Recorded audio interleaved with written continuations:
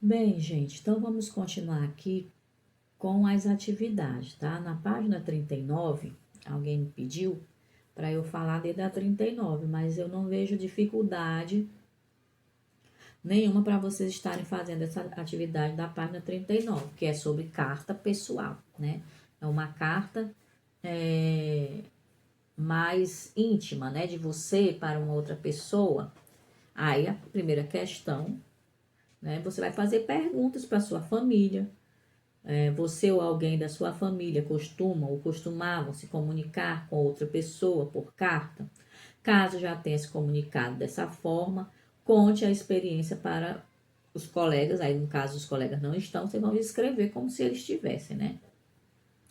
Leia a saudação da carta que está na página seguinte e responda: que assunto você imagina que serão tratadas nela? A saudação, gente, numa carta, para quem nunca viu uma carta, né? Logo no início tem a saudação, a introdução, né? Do que a pessoa vai falar com a outra. Querida tia. É a forma como a pessoa saúda a outra, né? E é a carta que está na próxima página.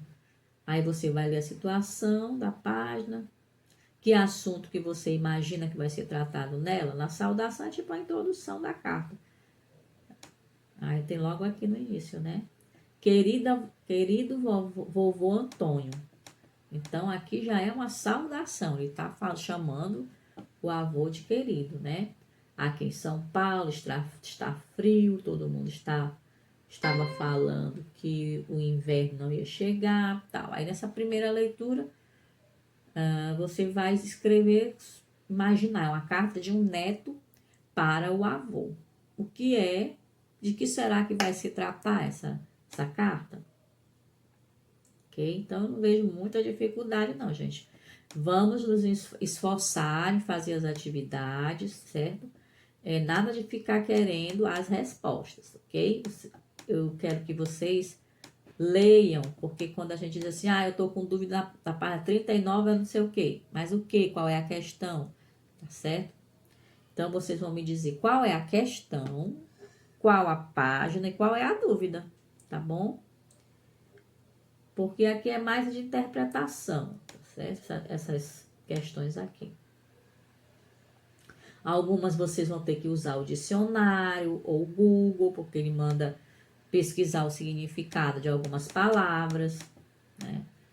Transcrever um texto de um trecho, ok? Você vai tirar de um trecho, né? Um pedacinho do texto, certo?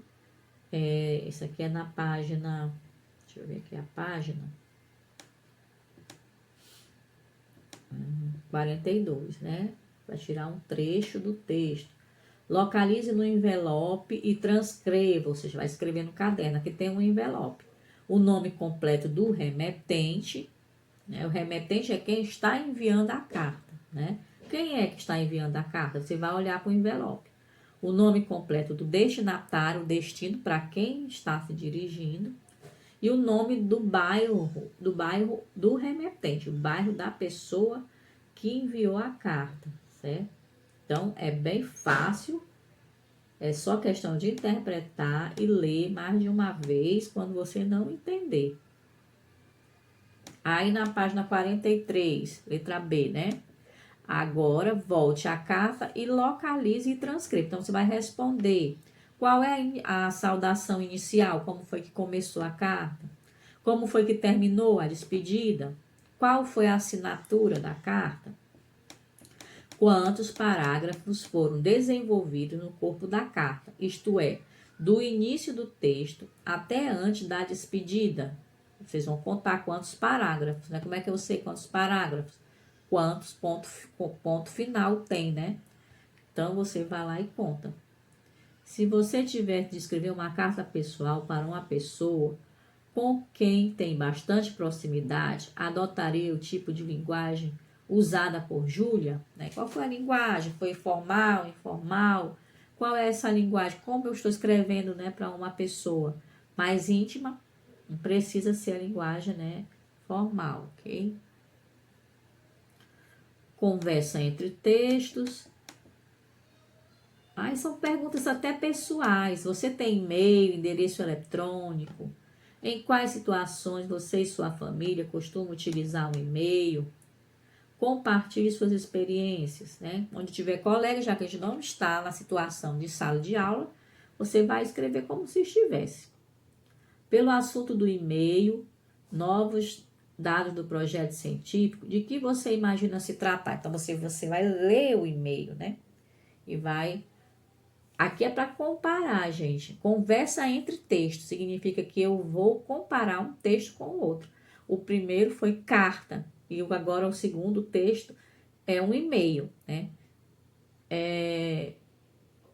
Aqui o objetivo é você identificar a diferença de uma carta para um e-mail. E através dessas perguntas vocês vão responder, né? Pelo assunto do e-mail, novos dados do projeto científico, de que você imagina se tratar? Em sua opinião, qual seria a diferença básica entre texto e a carta de Júlia para o avô, né? A Júlia não é neto, né? Da neta. O e-mail é praticamente o substituto das antigas cartas seladas, né? Que a gente tinha que colocar um selo, ia no correio, colocava um selozinho. Tinha gente até que colecionava selos, né? Que enviávamos por correio e demoravam pelo menos 2 dias para chegar ao destino. Vamos conferir um e-mail enviado a vários destinatários, né? Você vai ler esse e-mail. Eu estou na página 43, certo? Ó, onde tem anotações, é ótimo vocês usarem agora essa parte de anotações. O que você vai anotar? Você pode fazer um resumozinho do que você está lendo, pode anotar as dúvidas de vocês, né?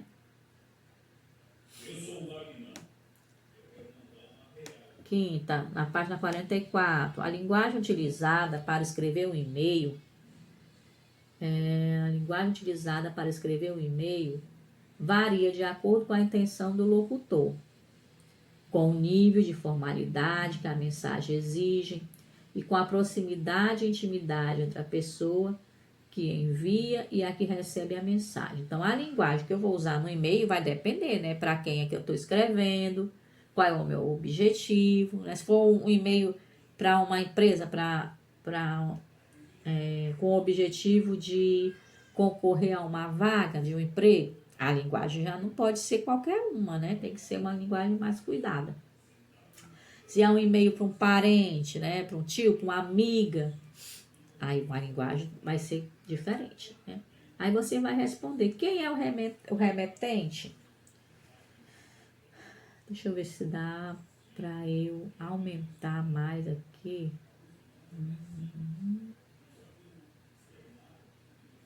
Deixa assim mesmo, porque tá meio ruim de eu enxergar.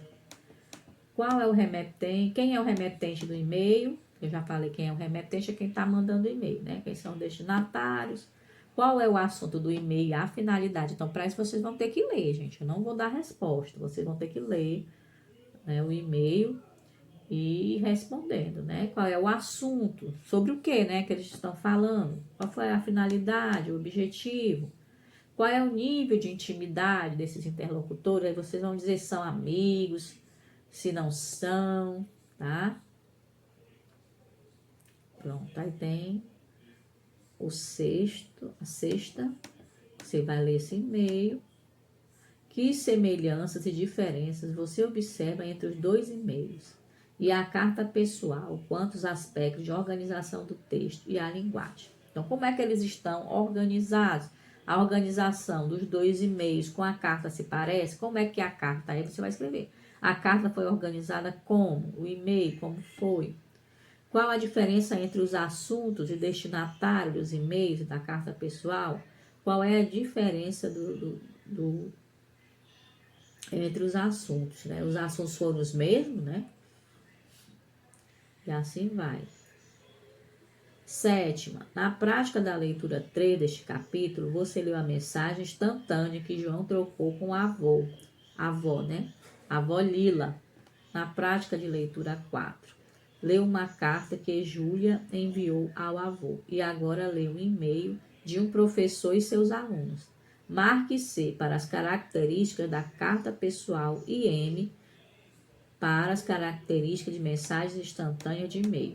Letra A. Chegue imediatamente ao destinatário se ele estiver conectado. Ou seja, a quem se refere isso? Chegue imediatamente ao destinatário se ele estiver conectado na hora. É carta pessoal ou é mensagem instantânea? Se for a carta, é C. Se for mensagem instantânea, é M. Demora alguns dias para chegar ao destinatário, ao destino. Demora alguns dias. É a mensagem instantânea ou é a carta? Aí você vai colocar C ou M. Bem fácil. Próxima página. É escrita em papel à mão ou digitada? O que é isso? É carta ou mensagem, né? Instantânea, né? É escrita em aparelho digital, como celular ou tablet. A carta a gente escreve assim. A carta pessoal, né? Letra E. O texto costuma ser mais curto e dinâmico. É mensagem instantânea ou é a carta que é assim? Aí vocês colocam M ou C. O texto costuma ser mais longo e desenvolvido, né? É na carta ou é na mensagem instantânea? Que o texto que a gente escreve é mais longo, mais desenvolvido. Pode ser inseridos vídeos e GIFs animados ao texto, carta ou mensagem instantânea? H. Pode ser uma transmissão de mensagem em que os dois interlocutores estão sincronizados, como numa conversa face a face ou não. Pronto. Aí você já sabe que tem que colocar M ou C. Quinta questão. Esse vídeo vai ficar bem longo, né? Então, vamos apressar aqui. Para as trocas de mensagens instantâneas em e-mail de todos os tipos, telefonemas, cartas pessoais, entre outras formas de correspondência, há leis que protegem a privacidade dessas comunicações. Leia um trecho da Constituição Federal Brasileira de 1988, que trata do direito ao sigilo de correspondência. E você vai ler essa parte, esse trecho da Constituição Federal, e você, se não entender, vai ler mais de uma vez, certo? Lê uma vez, não entendeu, que geralmente não dá para entender logo de início. Aí você lê na segunda vez, lê na terceira vez, e vai responder qual é o direito garantido pelo inciso 12 do artigo 5º da Constituição. Se tiver palavras que você não entenda, uma boa dica é procurar no dicionário. B. Esse direito é garantido a todas as pessoas? Aí você vai tirar lá da lei o pedacinho que fala sobre isso. O que você acha que pode ocorrer se esse direito for violado, ou seja, se não for cumprido? A gente vê aí muitos crimes, né, da internet, coisas que acontecem porque essa lei não foi obedecida, né? Em quais circunstâncias você acha que esse sigilo pode ser quebrado por ordem judicial? Você já presenciou alguma situação do dia a dia em que as pessoas do seu convívio pessoal leram mensagem de celular ou carta de outras pessoas sem autorização dela? O que você pensa sobre isso, né? Alguém já da sua família ou em alguma outra situação já fez isso? Aí nós vamos partir agora para a reflexão sobre a língua, né? Aí você tem que ler essa mensagem, estou na página 46. Você vai ler a partir daqui. Essas atividades são para vocês identificarem, né, o sujeito e o predicado nas orações e o uso de regra de concordância verbal entre o sujeito e o predicado, certo? Vocês terão que ler esse textozinho aqui. Também é bem pessoal, as respostas são pessoais, certo? Então, você vai pensar e vai responder de acordo com o seu pensamento. Aí lá embaixo eu já expliquei o que é sujeito, o que é predicado, né, no vídeo anterior. Aí você vai ler novamente, já para fixar melhor, certo? Aí vamos para 47. Leia os enunciados a seguir extraídos da carta que Júlia Branco escreveu ao seu avô. O meu amigo não está na escola. Ela tem feito muita comida deliciosa? A história é longa, longa, longa. Espero uma resposta sua e a sua ajuda para esse nosso assunto soslaio. Podemos afirmar que todos esses enunciados constituem orações, porque, lembra? No vídeo passado, nós falamos sobre isso, ok? Identifique, agora vai ficar mais fácil para você responder, né? Já que eu já expliquei na aula passada. Identifique e transcreva as formas verbais de cada uma das orações apresentadas. Quais são as formas verbais? Quais são? Você vai colocar os verbos, né? Quais são os verbos que nós encontramos nessas frases? Localize a quem ou a que se refere informação expressa pelas formas verbais que você encontrou. Reproduza o quadro a seguir, preenchendo conforme o modelo. Então, sobre quem ou que se informa algo. Então, na primeira frase tem assim, o meu amigo não está na escola. Então, sobre quem ou que se informa algo. Está se formando o quê? O meu amigo, né? Amigo da Júlia Branca. Então, sobre quem é? Sobre o amigo dela. O que é que está informando? Que ele não está na escola. Então, nas outras frases, ela tem feito muita comida deliciosa. Sobre quem é que está se falando? E o que está se falando dela? A história é longa, longa, longa, né? Então, sobre quem se fala nessa frase e o que. Espero uma resposta sua e a sua ajuda para esse nosso assunto soslaio. Ok? Aí também a mesma coisa, sobre quem é que está falando e o que. Só um minutinho. Vou beber uma água. Pronto, né? Então, onde nós paramos? Na segunda questão da 47. Nós já vimos, né? Quando uma frase é formada por uma ou mais orações, nós chamamos de período. Damos o nome de período simples ao período formado por uma única oração, ou seja, por um único verbo. Quando tem só um verbo ou uma locução verbal, né? Então é um período simples. Isso aí eu já falei no vídeo anterior. Vamos aqui para as questões. Responda. Página 48.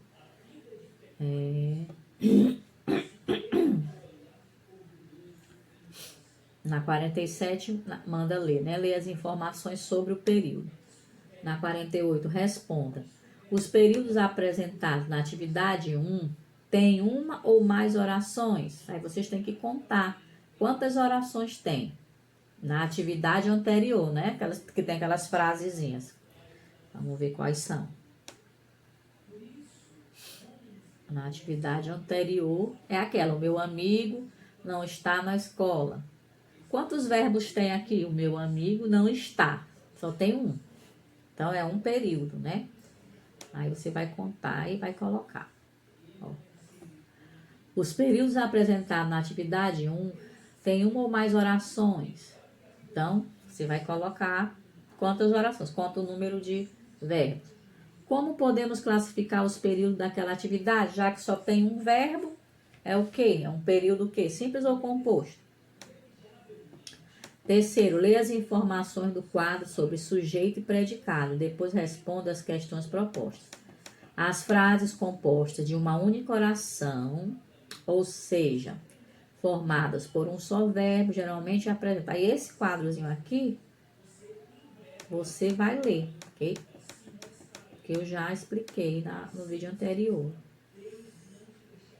Só atentar aqui para essa partezinha que depois de chovia, né? Veja, o meu amigo não está na escola. Nós temos o sujeito, o meu amigo, que é de quem eu estou falando, e não está na escola. É o predicado. O verbo estar foi conjugado no singular ou no plural? está no singular. Por quê? Porque está concordando com o sujeito, né? Que também está no singular. Não são os meus amigos. É um amigo só, o meu amigo. Então, o verbo vai concordar com o sujeito. O verbo estar foi conjugado no singular. Está. Para concordar com o sujeito que também está no singular. Aí aqui a gente tem um outro exemplo. O pai e a mãe estão precisando de emprego. Aí já é mais de uma pessoa, né? O pai e a mãe. Olha como o verbo estar foi conjugado. O pai e a mãe está precisando de emprego? Não, ainda estaria incorreto. Estão, porque é mais de um. Então, o que eu posso concluir? Que o verbo estar foi conjugado no plural, estão, para concordar com o sujeito que também está no plural. O sujeito pode ainda não ficar explícito na oração, ou seja, aparecer, né, na oração, como em estou com muita saudade de vocês dois. Nesse caso, localiza-se o sujeito pela flexão de pessoa do verbo que a ele faz referência. Eu. Então, eu concluo por essa frase. Estou me referindo a quem? A mim. Então, seria eu estou. Então, essa palavrazinha aí, esse pronome, ele não está na frase, mas eu, ao ler a frase, eu sei, né, que ele está. Então, neste caso, localiza-se o sujeito pela flexão da pessoa do verbo que a ele faz referência. Eu estou com muita saudade de vocês. Então, eu é uma pessoa só, né? Estou com muita saudade. A página 49. Identifique e transcreva o sujeito e o predicado das orações a seguir extraídas da crônica Comunicação, lida no início do capítulo.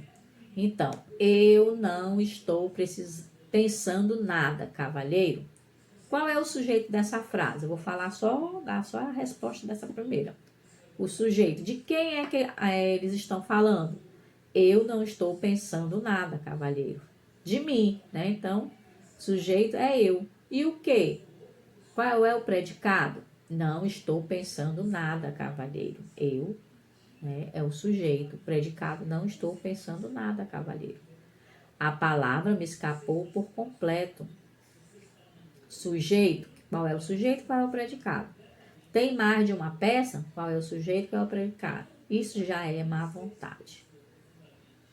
Ok? Agora explique como foi que você identificou o sujeito e o predicado nessas orações. Aí você vai responder qual foi o critério que você usou, né, para identificar o que é que te fez identificar aonde está o sujeito e o predicado, ok? Pronto, né? Gente, esse vídeo, para não ficar muito grande, eu vou parar por aqui e vou fazer um outro vídeo mostrando os tipos de sujeito, ok? Continuando, né, na página 49, ok?